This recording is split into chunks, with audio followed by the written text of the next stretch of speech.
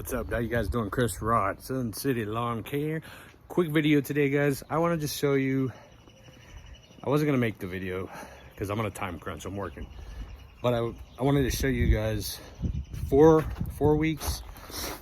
This is the 5th week after the sod installation that we did early April, and this is the first mow.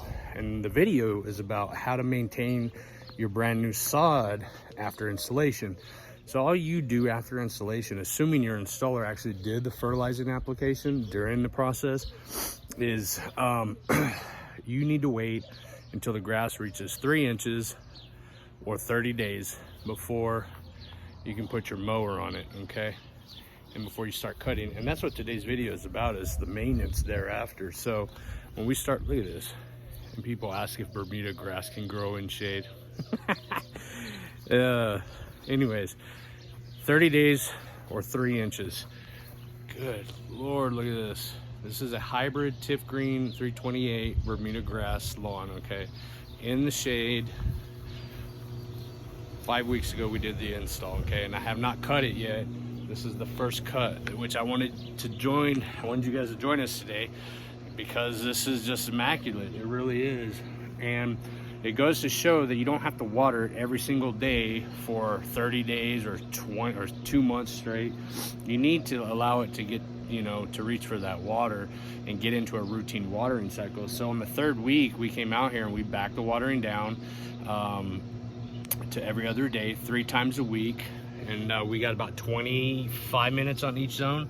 But this grass has finally reached that 3-inch height, okay? I've already cut this side.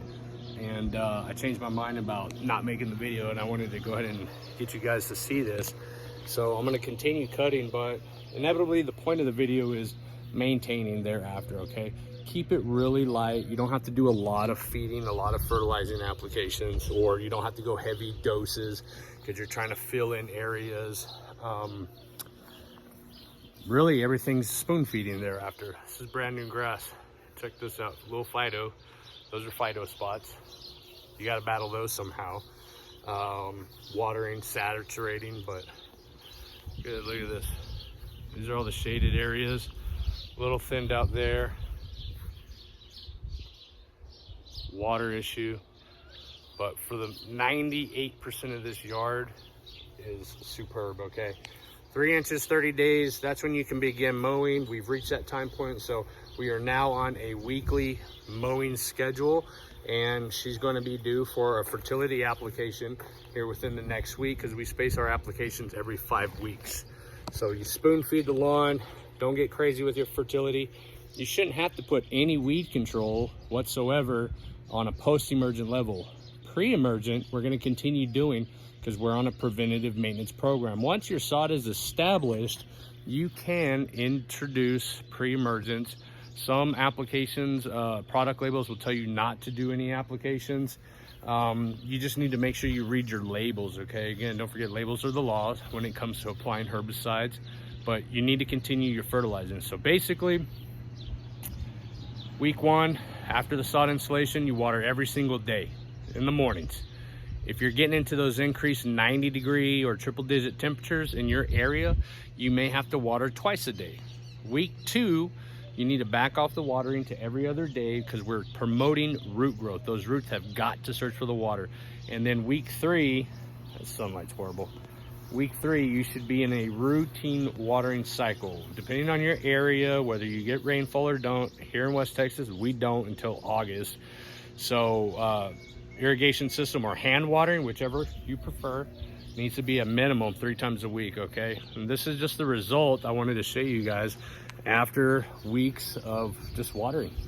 Brand new sod. First mow, 30 days or 3 inches later. Do not scalp it. My mower is at 3 inches right now.